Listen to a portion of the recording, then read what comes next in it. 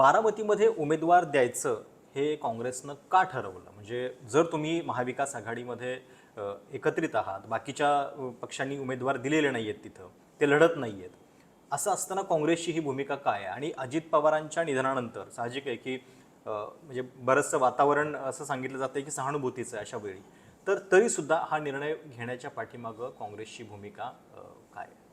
आज संपूर्ण भारतात जर आपण विचार केला तर काँग्रेस आणि भाजप हे दोनच विचार आणि हे दोनच पक्ष आपल्याला राष्ट्रीय पातळीपासून दिसतात.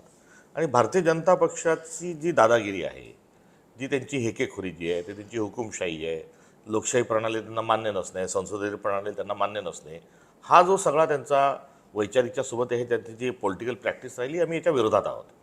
आणि प्रत्येक ठिकाणी घाबरवणं, प्रत्येक ठिकाणी प्रलोभन देणं, हे भारतीय जनता पक्षाने जे उद्योग सुरू केले आम्ही त्याचाही विरोध करतो.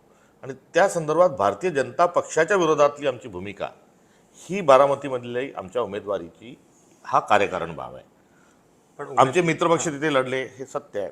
मागच्या 2024चा आपण विचार केला तर 2 पवार लोकसभेत लढले, 2 पवार विधानसभेत लढले. आणि अशा पार्श्वभूमीवर आता या मध्यवर्ती निवडणुका असल्या, बाय इलेक्शन जरी असल्या, पोटनिवडणुका, तर यामध्ये आमचे मित्रपक्ष जर लढत असतील तर आम्ही लढू नये. म्हणजे काँग्रेस पक्षाची भूमिका होती की जर मित्रपक्ष लढत नसेल तर आम्ही लढायला तयार आहोत. आणि का तयार आहोत तर भारतीय जनता पक्षाच्या विरोधातली भूमिका घेऊन राजकीय पक्ष ही राहिली पाहिजे.